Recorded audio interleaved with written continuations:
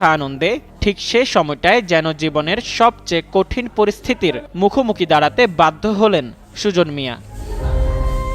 ভাগ্যের নির্মমতায় নরসিংদী রেল স্টেশনে ট্রেনের ধাক্কায় প্রাণ হারায় অভাগা সুজনের স্ত্রী ও তার এক সন্তান।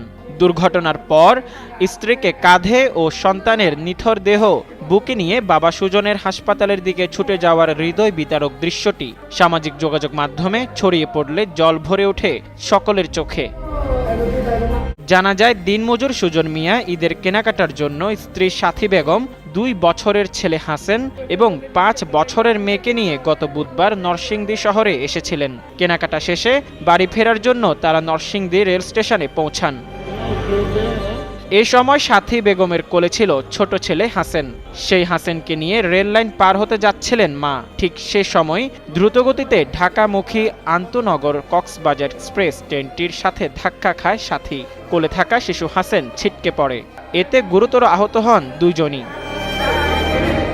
দুর্ঘটনার পরপরই সুজন মিয়া হাসপাতালে নিয়ে গেলে চিকিৎসকরা তাকে মৃত ঘোষণা করেন। হাসপাতালে পৌঁছানোর আগেই তাদের মৃত্যু হয়েছিল বলে জানান চিকিৎসকরা। আমাদের এই জায়গায় যখন দুইজন রোগীকে নিয়ে আসা হলো, বাবা কান্না করতেছিল, বাচ্চাটার বাবা। কান্না শুনে আমরা ওই জায়গায় চলে যাই।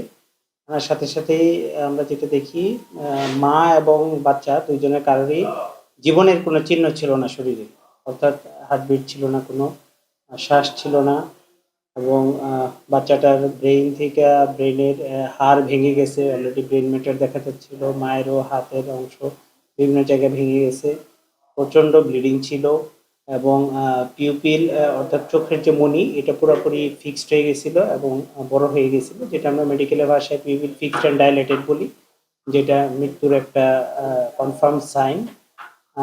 সত্যি বলতে আমাদের এই জায়গায় আসার আগেই দুইজন রোগী মারা গেছেন। স্ত্রী ও সন্তানকে হারিয়ে কান্নায় ভেঙে পড়েন সুজন মিয়া। এই নাচটা সেটা আমি দেখছি, আমার বাড়ির লোক দেখছে, মানে হে দেখছে না, হে এমনি শুনছে খালি, মানে হরেন দিছে না, আওয়াজটা আছে না, আওয়াজটা শুনছে, কিন্তু ট্রেনের ভাই খেয়াল করছে, ট্রেনের ভাই যদি খেয়াল করতো তো তার তলে ভরেন। নরসিংদী রেলওয়ে পাড়ির উপপরিদর্শক জানান, পরিবারের কোনো অভিযোগ না থাকায় ময়নাতদন্ত ছাড়াই মরদেহ স্বজনদের কাছে হস্তান্তর করা হয়েছে।